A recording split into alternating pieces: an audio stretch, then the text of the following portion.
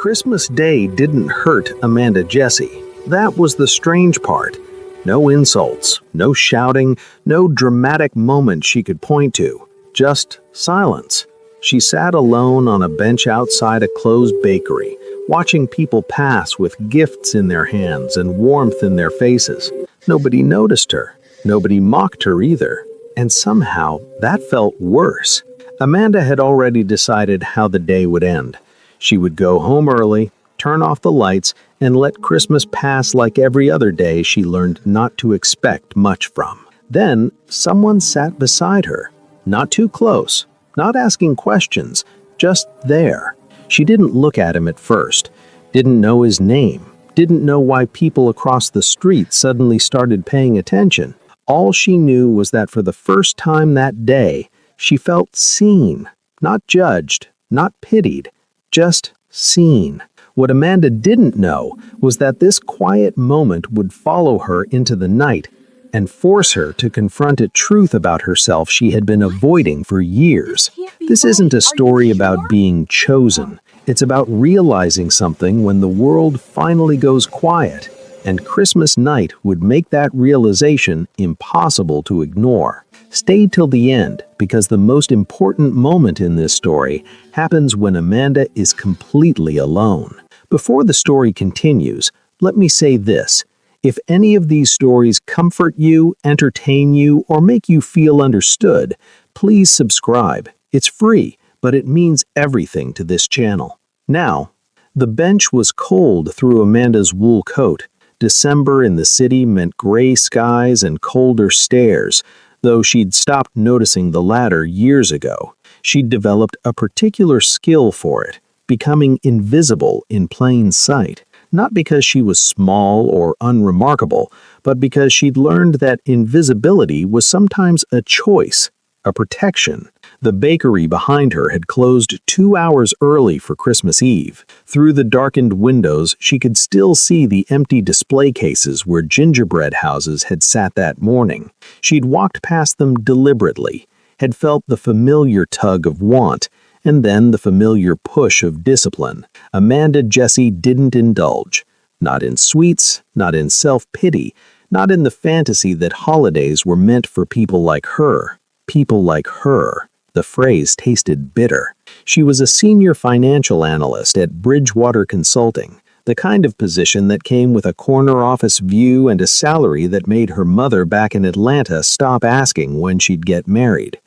The kind of position she'd earned through 70-hour weeks and a master's degree completed while working full-time. The kind of position that meant nothing on a bench outside a closed bakery on Christmas Eve. Her phone buzzed. A text from her colleague Jennifer. "Office party is amazing. Sure you can't make it?" Amanda had declined. Again. She always declined. That's when he sat down. She noticed the shift in atmosphere before she noticed him. The couple across the street stopped mid-conversation. A man walking his dog actually paused, stared, then hurried away. A car slowed and someone inside took a photograph before speeding off. Amanda turned her head slightly. He wasn't looking at her. He was looking at the same empty bakery window she'd been staring at, his profile sharp in the dimming afternoon light. Korean, she thought, though she immediately felt uncomfortable making the assessment. Mid-30s, maybe. Dark hair swept back from a face that seemed carved from something harder than flesh. He wore a black wool overcoat that probably cost more than her monthly rent, and beneath it, she caught a glimpse of a crisp white shirt. No tie. But it was his stillness that struck her. He sat like Amanda imagined ancient statues sat, complete, contained, requiring nothing from the world around him. "They make good red bean pastries," he said, his voice carrying the faintest accent. "The bakery, when it's open." Amanda blinked. "I wouldn't know. You've been sitting here for 40 minutes. I assumed you were waiting for them to open." She turned to face him fully then. "You've been watching me for 40 minutes? "No." He met her gaze, and she saw his eyes were dark, almost black, and completely unreadable. "I'm watching the street. You happened to be in it." It should have felt like an insult. It didn't. I'm not waiting for anything, Amanda said, surprising herself by continuing the conversation. I'm just sitting on Christmas Eve, outside a closed bakery, in the cold. Yes, he nodded once, as if this made perfect sense. I'm Un-woo. The name hung in the air between them. Across the street, the couple was still staring. A black car with tinted windows had appeared at the corner, idling. Amanda. She didn't know why she offered it. You don't want to go home, Amanda. It wasn't a question. She should have been offended by the presumption, but instead she found herself responding honestly. No, neither do I. They sat in silence for several minutes. It wasn't uncomfortable. Amanda couldn't remember the last time silence with another person hadn't felt like a judgment, a waiting for her to be smaller, quieter, less. The pastries are too sweet anyway, Un-woo said finally. They use the cheap red bean paste. You sound like you have opinions about pastries. I have opinions about most things. He stood then, and she realized he was taller than she had expected. Maybe 6'2", all lean angles under the expensive coat. There's a tea house 6 blocks from here. It's open. The owner is Korean, makes proper hotek. Not too sweet, adequate. He said adequate, the way most people said excellent. I don't drink tea with strangers, Amanda said. We're not strangers. I'm Un-woo. You're Amanda. We both hate Christmas and have nowhere else to be. He paused. And you've been sitting on that bench for 40 minutes in 20 degrees weather. I'm offering you hot tea and pastries. You can leave whenever you want. Amanda studied him. There was something off about this entire interaction, something her analyst brain was trying to flag. The couple watching, the idling car, the way he stood like someone accustomed to be obeyed. Why? Asked Amanda. Why what? Why invite a stranger for tea? Un-woo tilted his head slightly, considering. Because you're the first person I've seen all day who looks as tired of pretending as I am. The words hit something in her chest, a recognition so sharp it was almost painful. 6 blocks, Amanda said, and I'm buying my own tea. Acceptable. Something that might have been amusement flickered across his face. The tea house was called Myeongdong Dreams, tucked between a dry cleaner and a shuttered bookstore. Inside it was warm and smelled of cinnamon and honey. The walls were decorated with traditional Korean fans and contemporary art, an odd mixture that somehow worked. There were only 3 other customers, all giving Un-woo a wide berth as they entered. The owner, an elderly Korean woman, greeted Un-woo with a bow that seemed both respectful and afraid. They exchanged rapid Korean, and I caught the word sajangnim, boss. You own this place? Asked Amanda, as they sat at a table by the window. No, Mrs. Kang does. I own the building. Ah! Amanda began to understand the atmosphere, the careful distance. Landlord. Something like that. The tea arrived. Omija tea, 5-flavored tea, Mrs. Kang explained in halting English, setting down 2 delicate cups. Then came the hotuk, the Korean sweet pancakes crisp on the outside, steaming with brown sugar and nuts inside. Amanda took a bite. It was, as Un-woo had promised, adequate, which meant it was delicious. You were right about the sweetness, she said. I usually am. Confident. Accurate. He sipped his tea, watching her over the rim of his cup. You work in finance. It wasn't a question, but Amanda answered anyway. How did you know? The way you assessed me when I sat down, risk calculation, threat assessment, cost-benefit analysis of speaking to a stranger. Your coat is expensive, but 3 years old. You bought it when you got a promotion and have maintained it carefully because you don't waste money on things that don't last. Your shoes are designer but practical. You dress for a conservative corporate environment but choose brands that suggest you don't care about impressing anyone. He paused. And your nails. Amanda glanced down at her hands. Her nails were short, neat, unpolished. You type constantly. Long nails would interfere, but you could afford a manicure. You choose not to because it's frivolous and you probably work 80-hour weeks during quarter end. Finance, senior level, probably analyst or consultant. Amanda set down her tea carefully. That's unnerving. You do the same thing. You've already assessed my net worth, my tailoring, and the fact that people are afraid of me. You've noticed the car that followed us here. You're wondering if you made a mistake coming here, but you're not scared. Should I be? Probably. He broke off a piece of hotuk. But you're not the type to scare easily. You don't know me. No. His eyes met hers again, and this time she saw something beneath the hard surface, a recognition that mirrored her own. I know what it looks like when someone spends every day proving they don't need anyone. I know what it looks like when someone sits alone on Christmas Eve, choosing isolation over the exhaustion of pretending to belong. Amanda's throat tightened. That's quite an assumption. Is it wrong? She didn't answer. Couldn't answer. They drank their tea in silence. Outside, the light was fading, Christmas lights beginning to glow in windows and storefronts.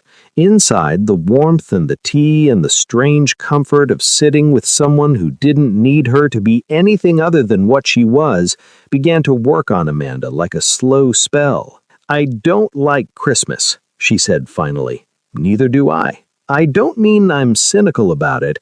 I mean I actively dislike it. The forced cheer, the assumption that everyone has somewhere to go, someone to be with, the way people look at you if you say you're spending it alone, like you're tragic or broken.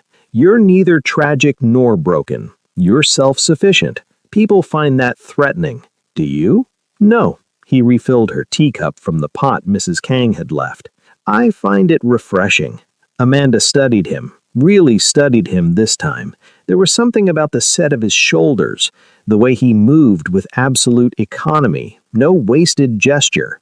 There was power there, the kind that didn't announce itself because it didn't need to. What do you do besides own buildings? I manage interests. That's deliberately vague. Yes. You're not going to tell me? Would it change whether you finish your tea? Amanda considered.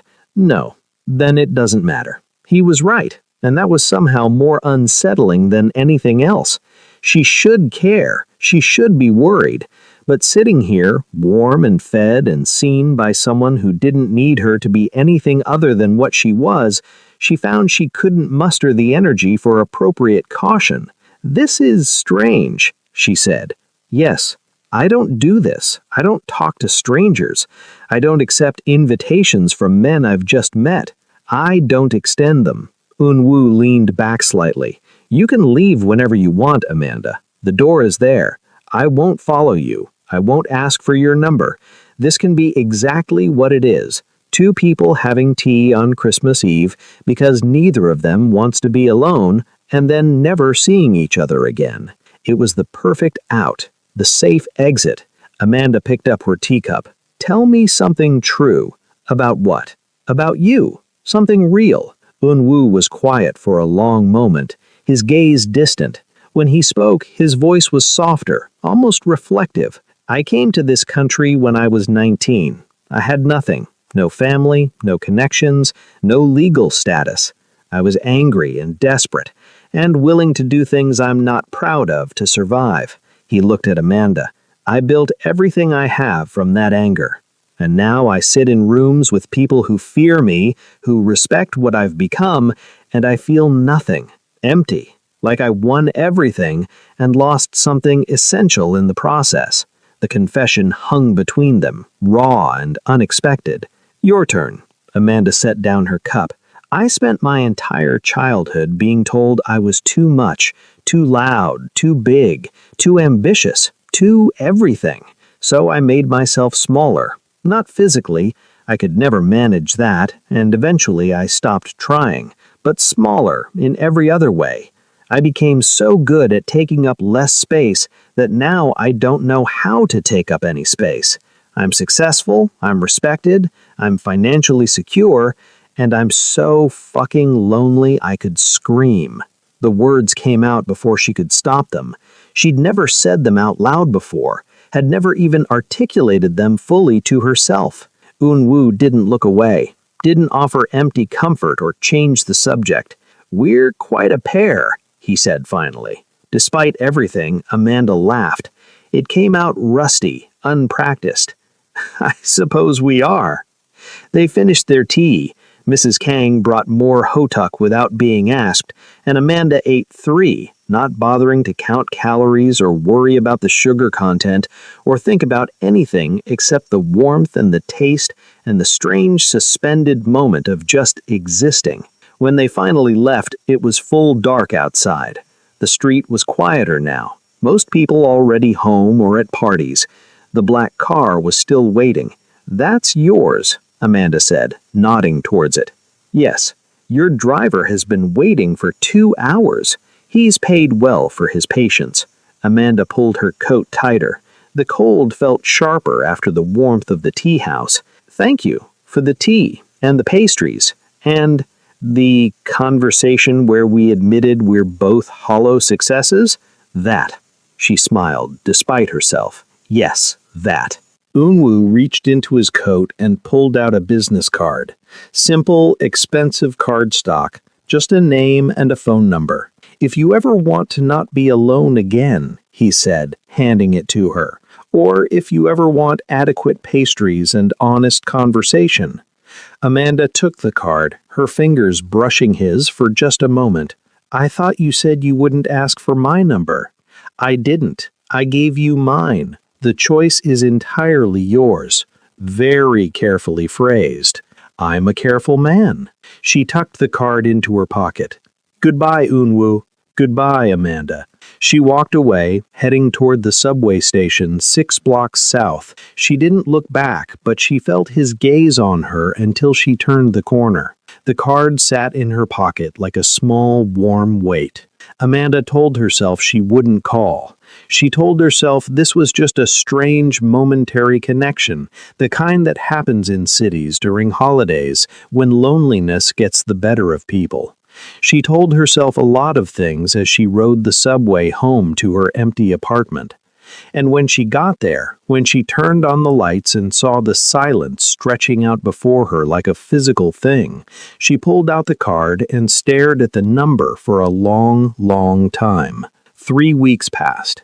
Amanda threw herself into work with the kind of focus that had made her successful in the first place. Quarter-end reports, client presentations, a potential merger that required 70-page analyses and 4-hour meetings. She arrived at the office at 6:30 each morning and left after 9 each night. She did not call the number on the card. The card sat on her nightstand, visible every morning when she woke and every night when she turned off the lights. Sometimes she picked it up, ran her thumb over the embossed letters of Unwoo's name, but she never dialed. If you're watching from Lagos, London, or anywhere across the world, drop a comment and let me know. And if you're enjoying this story, hit that like button and subscribe to Love and Tension for more stories that make you feel. January arrived with fresh snow and a coldness that felt different from December's, more permanent somehow, less festive, more resigned.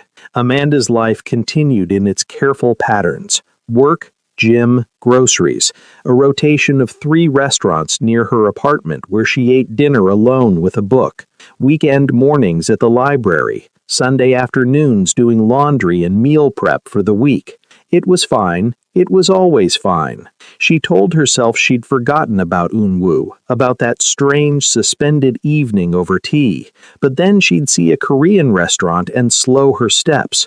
Or she'd be in a meeting assessing risk factors and calculating probabilities and remember his observation, "You work 80-hour weeks during quarter end." He'd been right about that. He'd been right about a lot of things. On a Thursday evening, 3 weeks and 4 days after Christmas, Amanda's life fractured. She was working late. This wasn't unusual. The office was quiet, most people having left by 7. She was deep in a spreadsheet tracking investment patterns for a client when her phone rang. Her mother, calling at 10 p.m., which meant something was wrong. "Mom?" "Amanda." Her voice was tight, controlled in the way it got when she was trying not to cry. "It's your father. He's in the hospital. They think it's his heart." The world tilted. Her father, her quiet, steady father who had worked at the post office for 37 years, who paid for her college education with savings he'd accumulated over decades, who called her every Sunday to ask about work and never mentioned that she rarely called him first. How bad? They're running tests. Triple bypass, maybe. The insurance will cover some of it, but her mother's voice broke. Baby, I don't know what we're going to do. The medical bills, the time off work I'll need to take. Amanda's analyst brain kicked in immediately, running calculations. Her parents' insurance had a high deductible, her father's medication costs. Her mother couldn't take unpaid leave. They needed her income. I'll handle it, Amanda said, her voice steadier than she felt. Mom, listen to me. I'll handle it. I'll get on a flight tomorrow. Amanda, you don't have to. Yes, I do. She hung up and immediately started calculating. Her savings could cover medical costs, but it would take everything. Her emergency fund, gone. The money she'd been setting aside for a down payment on a condo, gone. Years of careful financial planning, evaporated. It was worth it. Of course it was. But the fear that came with it was real and sharp. Amanda booked the flight, called her boss, sent emails rearranging meetings. She moved through the practical steps with mechanical efficiency, not letting herself feel anything yet. It was only when she was home packing a bag at midnight that she saw the card on her nightstand. She picked it up without thinking, stared at the number. Unwoo had said, "If you ever want to not be alone again." Her finger hovered over the call button. She put the phone down. She could handle this. She'd always handled things. That's what she did. She solved problems, managed crises, stayed strong. She didn't need anyone. But God, she was tired of not needing anyone. Amanda picked up the phone again. This time she pressed call before she could talk herself out of it. It rang twice. Amanda. His voice was the same, calm, certain, like he'd been expecting her call. How did you know it was me? I only gave that number to one person. A pause. What's wrong? What makes you think something's wrong? It's midnight on a Thursday. You're calling a number you've been staring at for 3 weeks, and your voice is different. Different how? Scared. She should have been offended. She wasn't. My father's in the hospital. Heart problems. I'm flying to Atlanta tomorrow. I don't know why I called. I'm sorry, this was stupid. No, his voice was firm. It wasn't stupid. Where are you? Home, packing. Give me your address. Unwoo, give me your address, Amanda. She did. She didn't know why, but she did. I'll be there in 20 minutes. You don't have to. 20 minutes. He hung up. Amanda stood in her bedroom holding her phone, wondering what she'd just done. She could text him back, tell him not to come. She could be rational and self-sufficient and fine. Instead, she finished packing. He arrived in 18 minutes. Amanda buzzed him up, then stood at her door, suddenly aware that she was in sweatpants and an old Howard University t-shirt, her hair pulled back in a messy bun. She looked nothing like the composed woman from the tea house. The knock was soft. She opened the door. Unwoo stood in her hallway looking exactly as she remembered. Dark coat, sharp face, eyes that saw too much. He held 2 paper bags. You haven't eaten, he said, walking past her into the apartment. How could you possibly know that? You've been making travel arrangements and handling a crisis for 3 hours. You didn't eat. He set the bags on her small kitchen counter. I brought soup. And those red bean pastries you pretended not to want. Amanda felt something crack in her chest. You remembered. I remember everything you said. He unpacked containers of soup, still steaming. Sit. Eat. Then tell me what you need. I don't need anything. I don't know why I called. Yes, you do. He pulled out a chair at her small table. Sit, Amanda. She sat. He ladled soup into a bowl, something with vegetables and broth that smelled like comfort, set it in front of her with a spoon. Then he sat across from her, not eating, just watching. I can handle this, she said, picking up the spoon. I know you can. I've always handled things. I know. I don't need to be rescued. I'm not rescuing you. I'm sitting with you while you eat soup at midnight because your father is in the hospital and you're scared and tired of being strong alone. He leaned back. There's a difference. Amanda's hands started shaking. The soup spoon clattered against the bowl. And then, without warning or permission, she was crying. Not delicate tears, but huge, gasping sobs that came from somewhere deep and locked away. Years of being strong, years of being fine, years of telling herself she didn't need anyone. Unwoo didn't move, didn't offer platitudes or try to fix anything. He just sat there, a steady presence in her small kitchen, and let her fall apart. When she finally stopped, she felt hollowed out and exhausted. "I'm sorry," she whispered. "Don't apologize for being human." She looked up at him. "Why did you come? Because you called. Because I know what it's like to carry everything alone. Because 3 weeks ago, you sat with me when I was tired of pretending." He pushed the soup toward her. "Eat, then sleep. I'll stay until your flight if you want, or I'll leave now if you'd prefer. But you're not alone tonight unless you choose to be."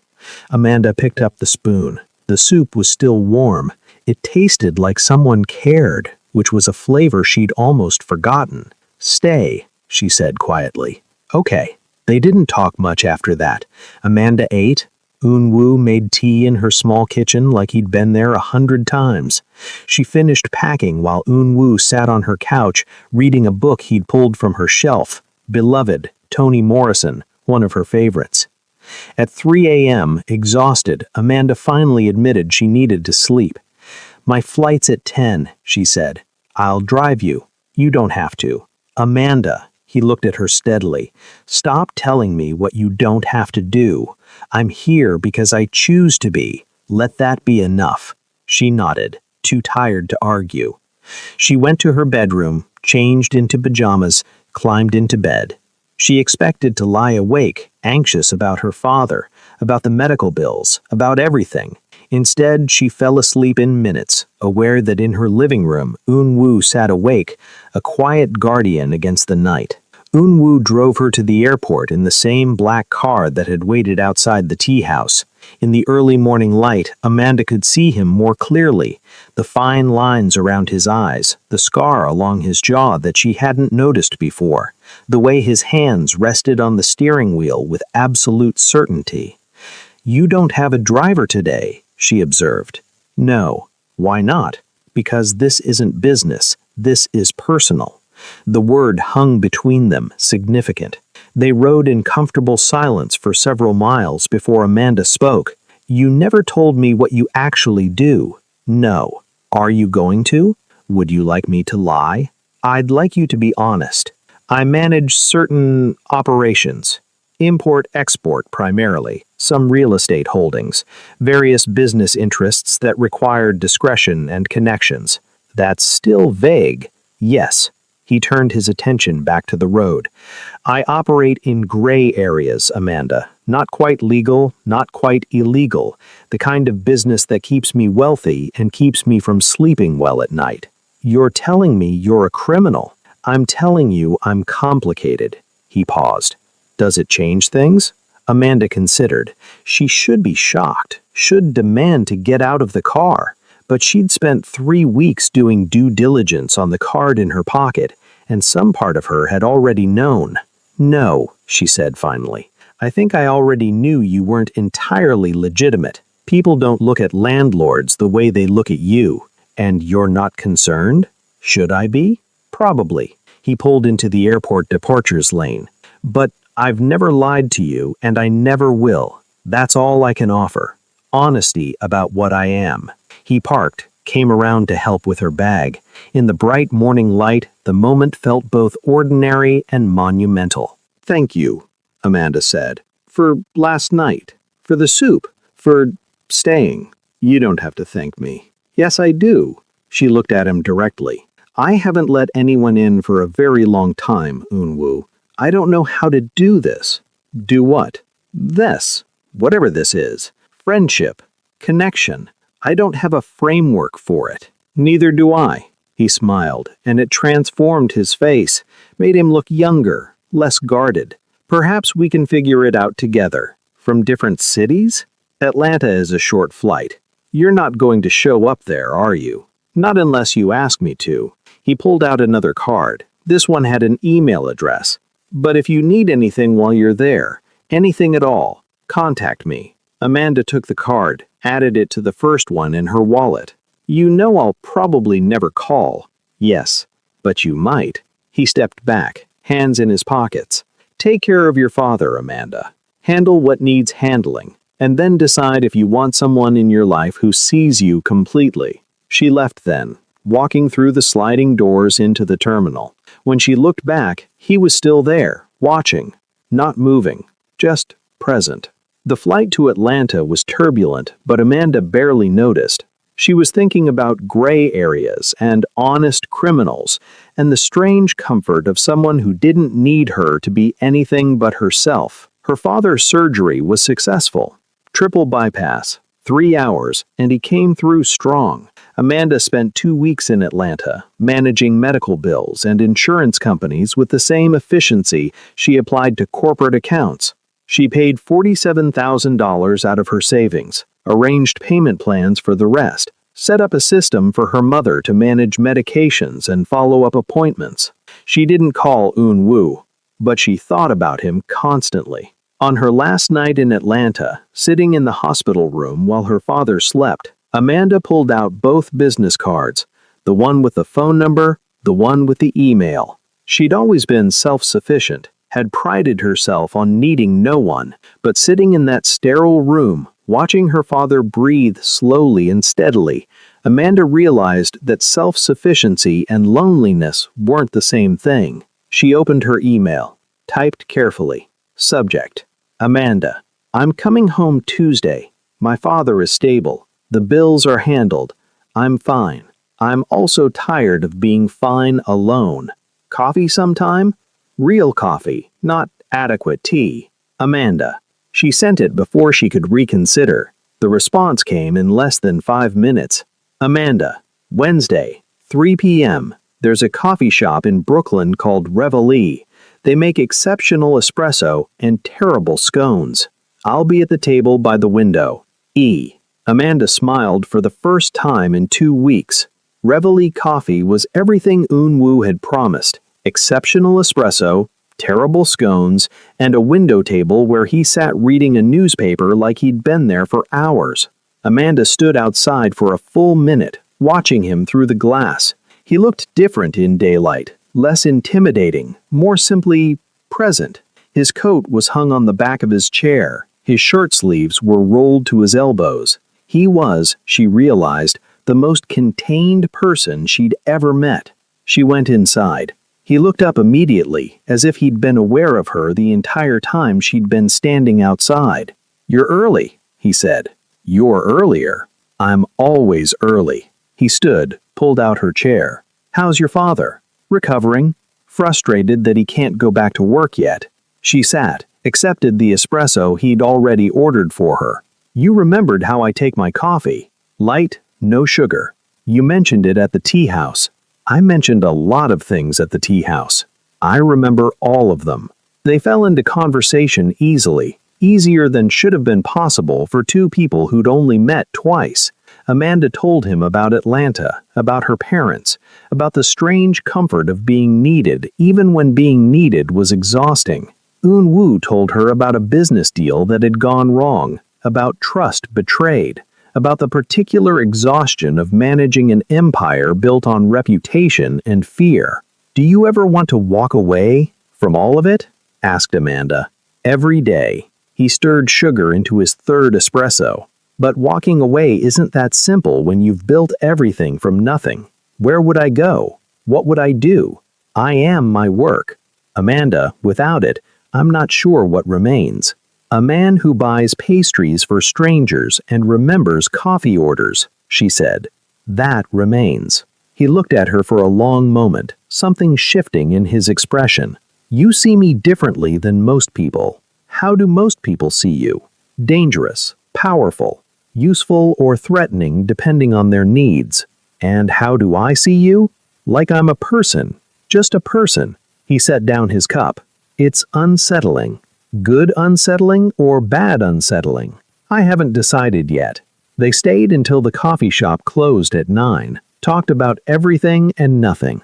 Amanda found herself laughing at his dry observations about terrible coffee shop music and the couple 3 tables over having an obviously awkward first date. When they finally left, walking into the Brooklyn evening, Amanda felt lighter than she had in months. "Can I see you again?" Unwoo asked as they stood on the sidewalk. "Not in 2 weeks. Soon. I work late most nights." "So do I. We can work late together. I have an office with an excellent view. You can bring your laptop. We don't have to talk. Just not be alone." It was such a strange invitation. Such an honest one. "Friday, 7 p.m. Text me the address."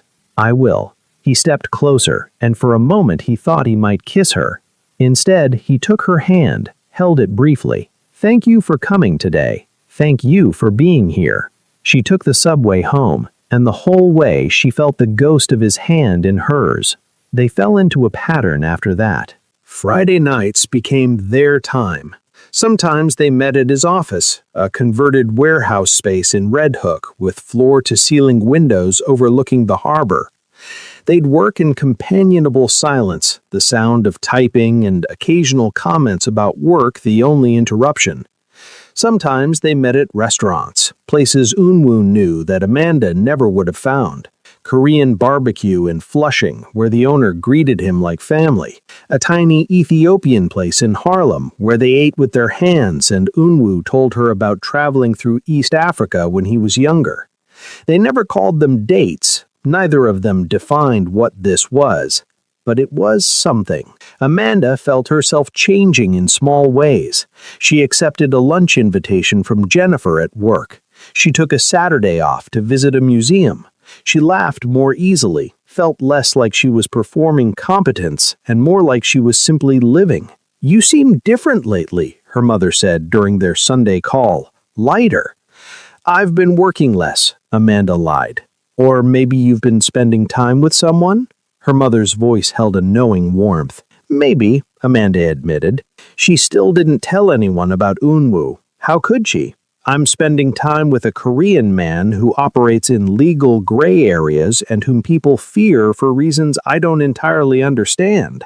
It didn't translate well. But on Friday nights, when she sat in his office and he brought her tea without asking, and they existed together in easy silence, none of that mattered. It was a Friday in late February when things shifted. Amanda arrived at Unwoo's office at 7 as usual, her laptop bag over her shoulder, ready for their quiet evening of parallel work. But when she entered, she found him standing at his window, tension visible in every line of his body. "What's wrong?" she asked, setting down her bag. "A complication." He didn't turn around. "A business partner from Seoul is in town. He wants to meet tonight. Here." "Oh," Amanda picked up her bag. "I should go." "No." He turned then, and she saw something fierce in his expression. "I want you to stay." "Unwoo, if this is business..." "It's always business with Park, but you're not business. You're..." He stopped, seeming to search for words.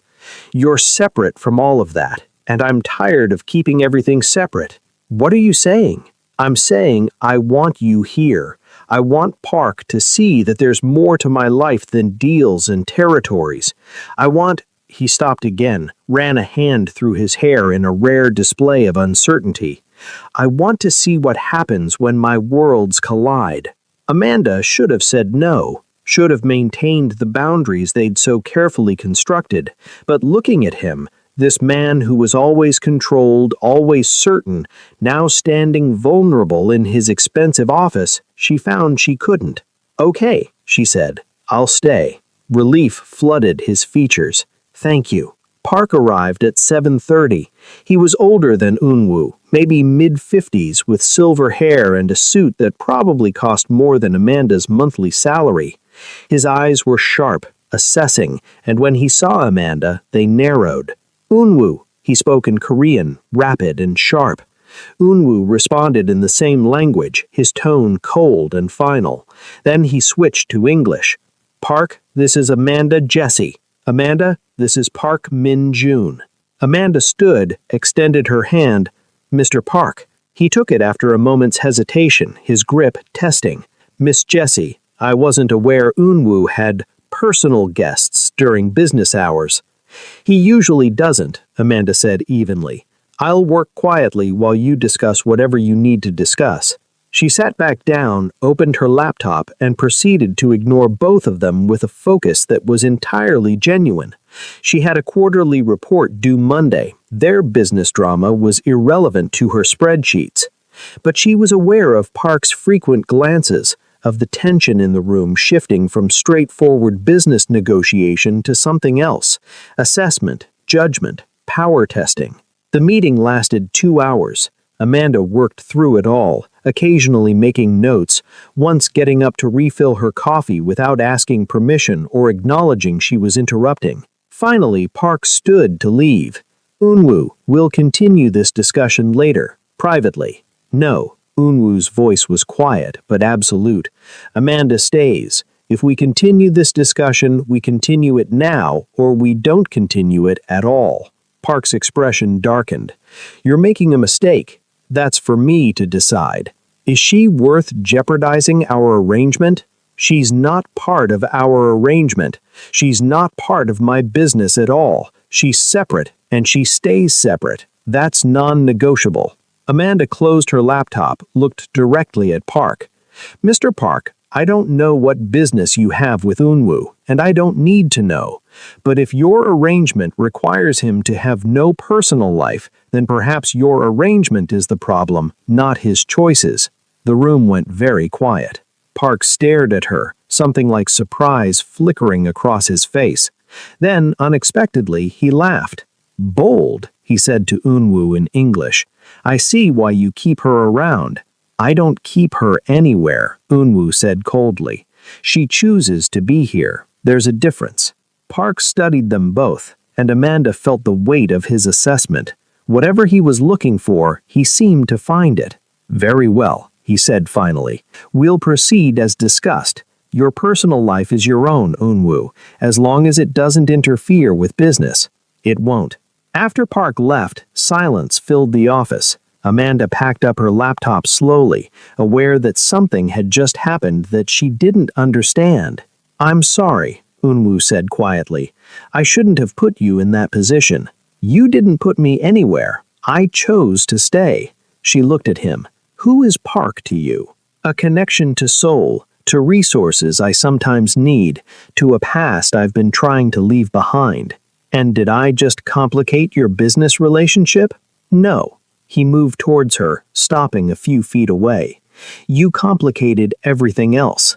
Meaning I told Park, told one of the most dangerous men I know, that you're separate from my business, that you're not to be touched, not to be used, not to be part of any arrangement. Do you understand what that means in my world? Tell me. "It means I claimed you, Amanda, not as property, not as possession, but as someone under my protection, someone who matters.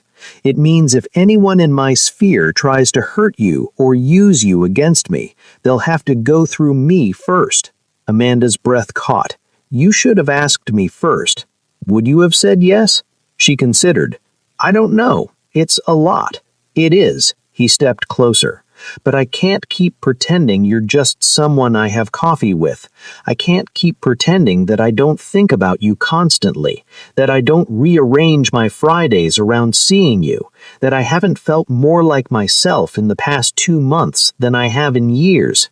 Unwoo, I don't need to say anything. You don't have to feel the same way, but I needed you to know that when Park walked in here tonight, when he looked at you like you were a weakness he could exploit, I realized I'd burn down everything I've built before I let anyone hurt you." The words hung in the air between them, heavy with meaning. Amanda set down her laptop bag, took a step toward him, then another. "That's terrifying," she said quietly. "I know." I don't need protection. I've spent my whole life taking care of myself. I know that too. But I'm tired of taking care of myself alone. She looked up at him, this dangerous man with the careful hands and the quiet voice. I'm tired of pretending I don't feel this too. His expression shifted, hope and relief and something deeper. Amanda, don't make promises about forever. Don't tell me this will be simple. Just tell me you're here, now, real. I'm here. I'm real, and I'm terrified. Good. She reached up, touched his face, felt the sharp line of his jaw under her palm. I'm terrified too. When he kissed her, it wasn't soft or gentle. It was real and urgent, and tasted like two people who'd spent months being careful, finally letting go. His hands came up to frame her face, her fingers tangled in his hair, and for a long moment there was nothing but this: connection, recognition, the relief of not being alone. When they finally broke apart, both breathing hard, Eun-woo rested his forehead against hers. This changes things, he whispered. Everything changes things, Amanda whispered back. What do we do now? Figure it out as we go. Together. Together. He tested the word like it was foreign, precious.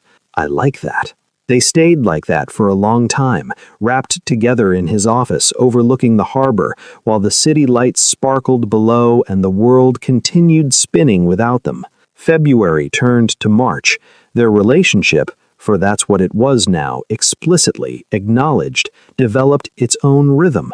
Amanda learned the geography of Eun-woo's world, the warehouse district where he kept his office, the apartment in Tribeca where he lived, minimalist and expensive, full of windows and very little furniture, the restaurants where owners greeted him with respect, tinged with fear, the phone calls he took in Korean, his voice dropping to a register she'd never heard before, cold, commanding, absolute.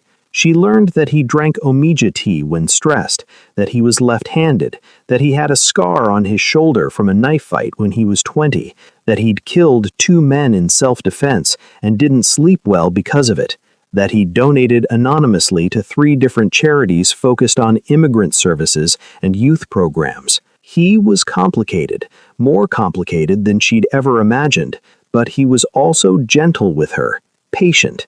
He never pressed for more than she wanted to give, never asked her to be part of his business, never brought danger to her door. You keep me separate, she said one night, lying in his bed, her head on his chest, listening to his heartbeat. Yes. Why? Because you're the only pure thing in my life, Amanda. The only thing that isn't tangled in deals and obligations and violence. I need that. I need you to be separate. I'm not pure. I'm just a person.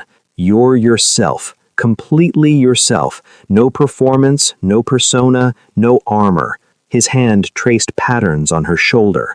Everyone else in my life wants something. Position, money, protection, power. You just want to sit quietly and answer emails while I answer emails. It's the most honest relationship I've ever had. Amanda was quiet for a moment. What if I want more?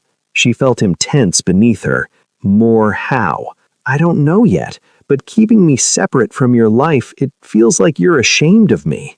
Never. He sat up, forcing her to look at him.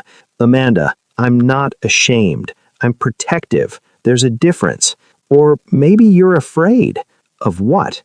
Of what happens when I see all of you, not just the man who buys me coffee and kisses me gently, the man Park was talking to, the man people fear, the man who killed people. Eun-woo's expression shuddered. You don't want to see that man. How do you know what I want? She sat up fully, pulling the sheet around herself. You've decided I'm fragile, that I need protection from reality. But I'm not fragile, Eun-woo. I've never been fragile, and I don't need you to sanitize yourself for me. This isn't about you being fragile. Then what's it about? He was quiet for a long moment. When he spoke, his voice was raw. It's about me being terrified that if you see all of me, you'll leave. And I can't... He stopped, collected himself. I can't lose you. I didn't know I could feel this until you, and now that I do, the thought of losing it is unbearable." The confession broke something open in Amanda's chest.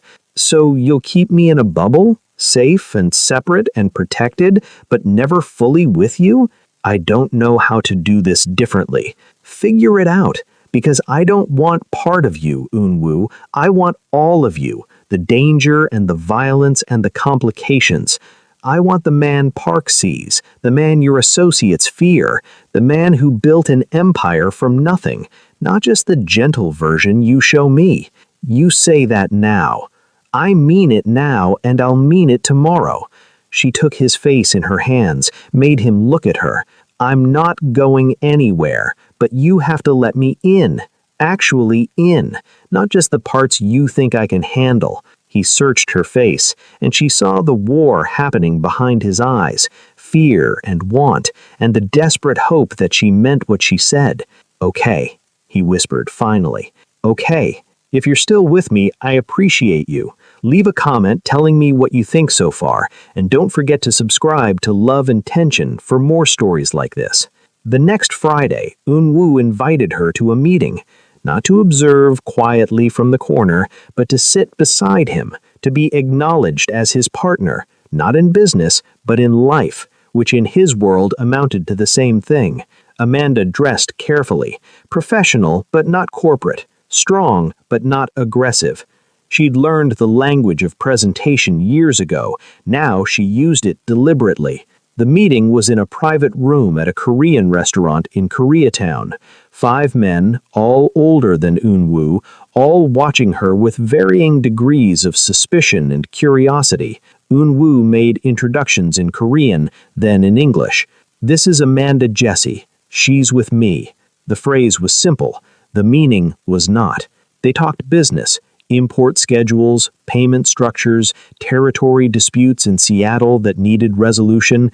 Amanda listened, asked 2 pointed questions about financial liability and risk distribution that made 3 of the men reassess her with new respect.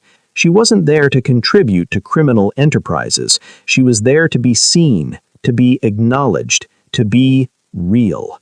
After the meeting, one of the men, Kim, older, scarred, dangerous, approached her while Unwoo was on a phone call. "You're not what I expected," he said in accented English. "What did you expect?" "Someone softer, someone he could control." Kim studied her. "But you're not soft, and you don't take orders." "No." "Good." He nodded once. Unwoo needs someone who isn't afraid of him, someone who sees him clearly. Most people only see the power or the danger. You see the man. Is that a warning or approval? Both. Kim smiled, and it wasn't entirely friendly. He's made you a target by acknowledging you publicly. You understand that. I understand that anyone who comes after me to get to him will regret it. Amanda met his gaze steadily. I don't need Unwoo's protection. I'm not weak, Mr. Kim. I'm just patient. Kim laughed, surprised and genuine. I like you. Try not to get killed. I'll do my best. When Unwoo returned, Kim said something to him in Korean that made Unwoo's expression soften. Whatever it was approval. In the car afterward, Amanda said, What did Kim say to you? That you're dangerous in your own way, that I should be careful. Of me? For me. He took her hand. Thank you for being there tonight. Thank you for letting me in. They drove in comfortable silence for a while before Amanda spoke again. I need you to promise me something. Anything. I need you to promise me don't make me helpless. I can be part of your world without being vulnerable in it. I'm intelligent, I'm capable, and I can handle more than you think. Don't turn me into something that needs constant protection. I don't think you're helpless, Amanda. Then treat me like an equal, not a liability, not something fragile, an equal. Unwoo pulled the car over, parked, turned to face her. You're right. I've been protecting you because I'm afraid, not because you need protection. That's not fair to you. No, it's not. So how do we do this? How do we be together without me constantly worrying that my world will destroy you? You trust that I'm strong enough to survive your world, and I trust that you'll be honest with me about the dangers. She squeezed his hand. We're equals, Unwoo, in every way that matters. Not boss and employee, not protector and protected. Just two people who choose each other, complications and all. Equals, he repeated, and something in his expression shifted, relief mixed with recognition. I've never had that before. Neither have I. They sat there, hands clasped, the city bright around them, both understanding that they'd just crossed some invisible threshold into territory neither had mapped before. I love you, Unwoo said quietly. I didn't know I could feel this until you, and I love you. Amanda's breath caught. She'd been waiting for those words without realizing it, had been carrying her own admission for weeks. I love you too, she whispered. Complications and all. When he kissed her, it felt like a promise, not of safety or simplicity, but of truth, of being seen completely and choosing each other anyway. Spring arrived late in New York, hesitant and cold, but when it finally came, it transformed the city into something softer, more forgiving. Amanda and Unwoo settled into a life that was neither simple nor safe, but was entirely theirs. She kept her job at Bridgewater, kept her apartment as a space that was only hers. He continued managing his complicated empire, making deals and maintaining power with the same cold efficiency he'd always had. But between them, there was warmth, there was honesty, there was the strange comfort of being completely known. On a Thursday in late March, Amanda's boss called her into his office. I'm recommending you for partner, he said without preamble. The board meets next month. If you accept, you'll be the youngest partner in the firm's history, also the first black woman partner. Amanda sat down slowly. Thank you. You've earned it, Jesse. Your work is exceptional. Your clients trust you. You're exactly what this firm needs moving forward. He slid a folder across the desk. The compensation package is in here. Take the weekend to think about it. She left his office in a daze, the folder heavy in her hands. Partnership. Everything she'd worked for, everything she'd sacrificed for, and she felt empty. That night, she sat in Unwoo's apartment, the folder unopened on his coffee table, staring at nothing. Congratulations, he said, sitting beside her, careful not to touch her unless she wanted it. Thank you. You don't sound happy. I'm not unhappy. I'm just confused. About what? Amanda gestured at the folder. This is everything I wanted. Everything I've spent 10 years building towards. I should be ecstatic. But you're not? No. She looked at him. Do you ever feel like you achieved everything you wanted and then realized the wanting was more satisfying than the having? Every day. He leaned back. What do you want, Amanda? Really want? Not what you think you should want. She was quiet for a long time. Outside, the city hummed with its endless energy. Inside, the question hung between them like something alive. I want to matter, she said finally. Not matter to a corporation or title. I want my work to mean something beyond profit margins and client retention. Your work matters now, does it? I help rich people get richer. I'm exceptional at it. But what does it change? Who does it help? Unwoo was quiet, letting her work through it. My father almost died because he couldn't afford proper health care. I watched my mother choose between paying for his medications and paying the electric bill, and I sit in boardrooms helping companies hide assets and minimize taxes. I'm very good at my job, Unwoo, and it's making me hollow. So change it. It's not that simple. Yes, it is. He sat forward. You're about to become partner. You'll have power, influence, the ability to choose your clients. Use it. Take on the clients whose work actually matters to you. Or don't take the partnership. Start your own firm. Consult for nonprofits. Amanda, you're not trapped. You're just afraid. Afraid of what? Of admitting that what you've been chasing for a decade isn't actually what you want. Of starting over. Of being uncertain. He took her hand. I know that fear intimately. I've built everything I have from it. What would you do if you could start over? I'd do something legitimate, something that helped people instead of exploiting them. He smiled sadly. But I can't start over. My past is my past. You, however, you can choose differently. Amanda looked at the folder, the partnership offer, the validation she'd been seeking. What if I fail? Then you fail, and you try something else. But at least you'll fail doing something that matters to you. She opened the folder, read through the terms. The salary was substantial, $340,000 base, profit sharing that could double that. The prestige was significant. The security was absolute. She closed the folder. I'm going to turn it down, she said, surprised by her own certainty. Are you sure? No, but I'm sure that taking it would be the safe choice, and I'm tired of making the safe choice. She looked at him. You make me braver. Did you know that? You were always brave. You're just starting to believe it. Maybe. She set the folder aside. I need to figure out what I actually want. Not what I think I should want. What I want. Take your time. Figure it out. I'll be here. Promise?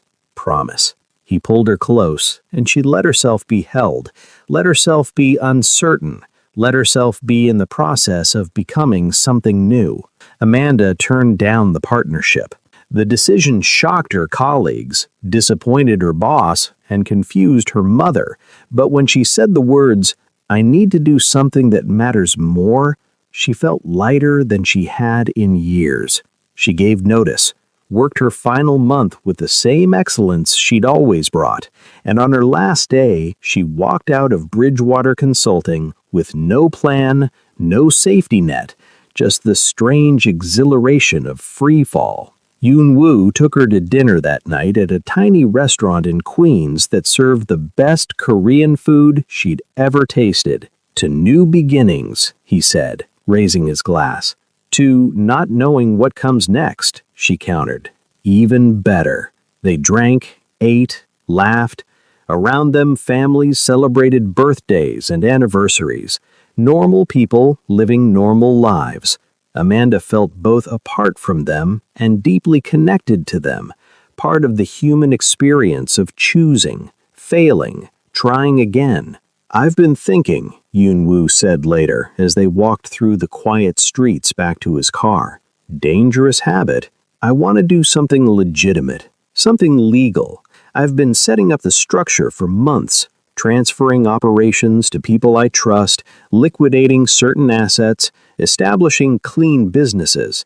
Amanda stopped walking. You're leaving your organization? Not entirely. Some things can't be unwound. But I'm transitioning out, moving toward legitimate holdings, real estate development, import-export that doesn't require discretion. He looked at her. It'll take time, maybe years, but I want to build something I'm not ashamed of. Because of you? Because of you? Because of myself? Because I'm tired of being afraid of my past catching up.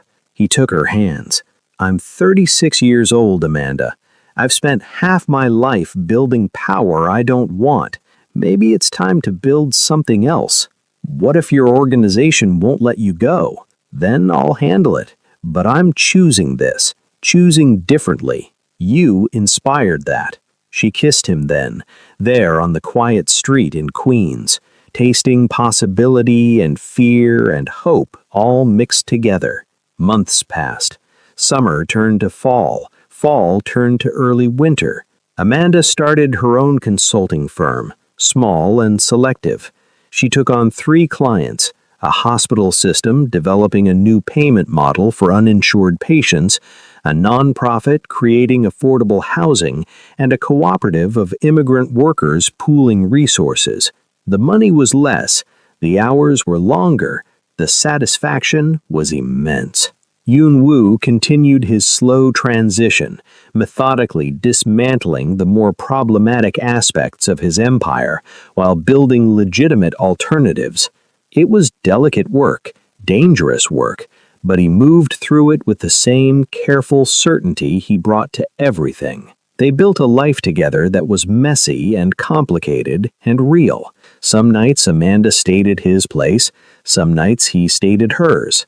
They never moved in together. Both valued having their own space too much, but they built rituals, Sunday morning dim sum, Wednesday evening runs along the East River, Friday nights working in comfortable silence. They fought sometimes about her taking on too many clients, about him not fully leaving his past behind, about what commitment meant and whether they needed to define it.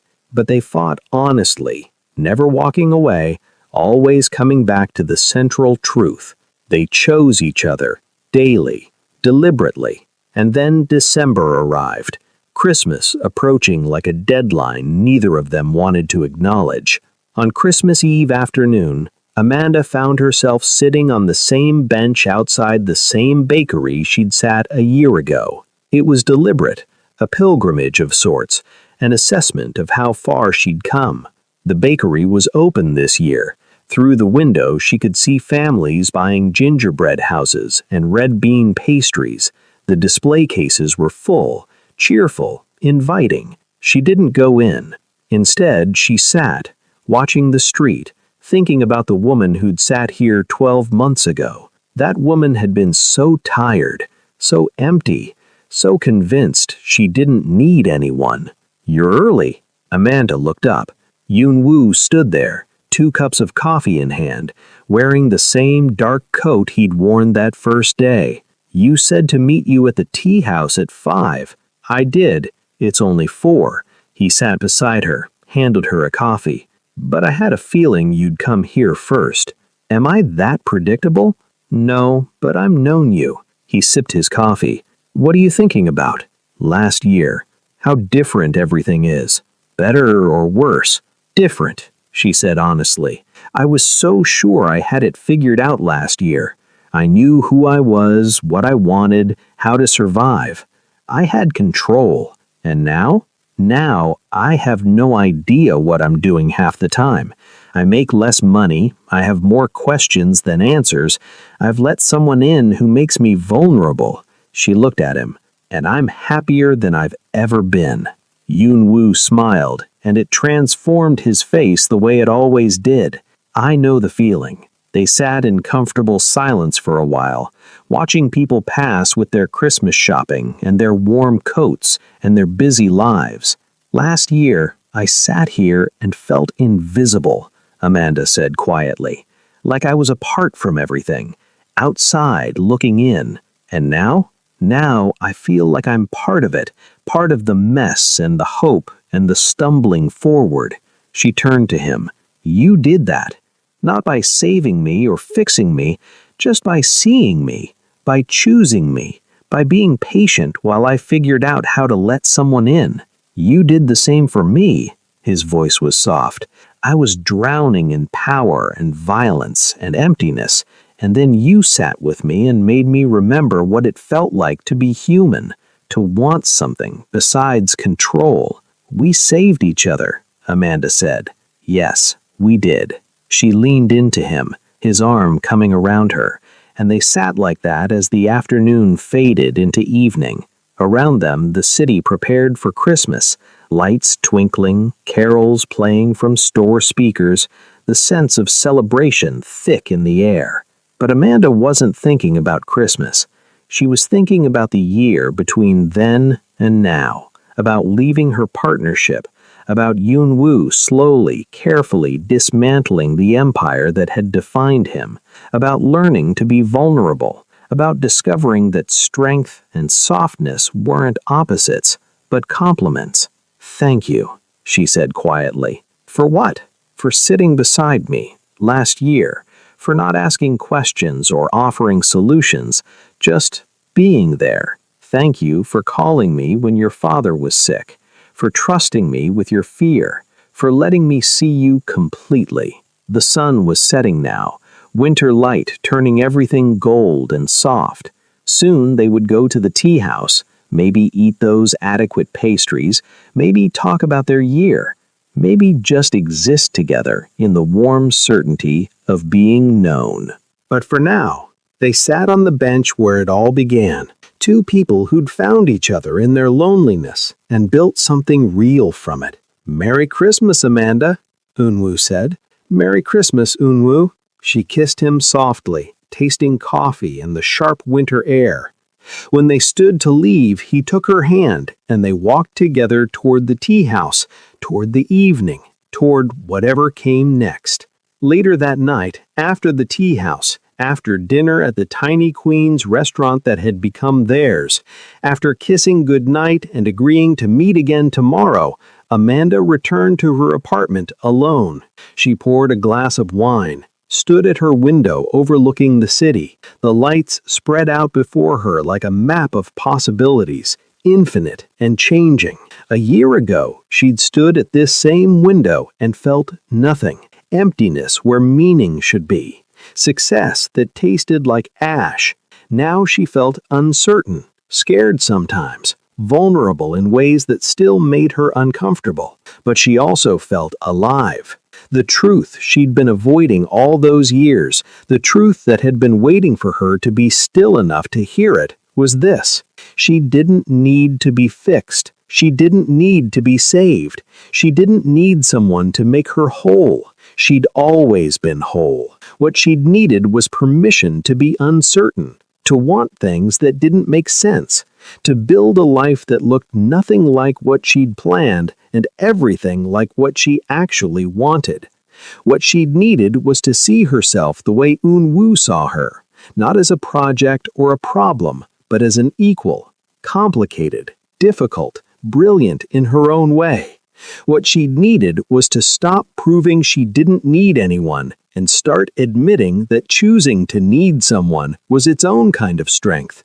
Amanda picked up her phone, pulled up the photo from last Christmas that Eun-woo had insisted on taking, the two of them at the tea house, her laughing at something he'd said, his expression soft and unguarded. She'd kept it on her phone all year, looked at it during the hard days when she questioned her decisions. It reminded her of why she'd chosen differently, why she'd walked away from security, why she'd let herself love someone dangerous and complicated and real. The woman in that photo was braver than the woman who'd sat alone on a bench outside a closed bakery, not because she'd found someone, but because she'd finally found herself.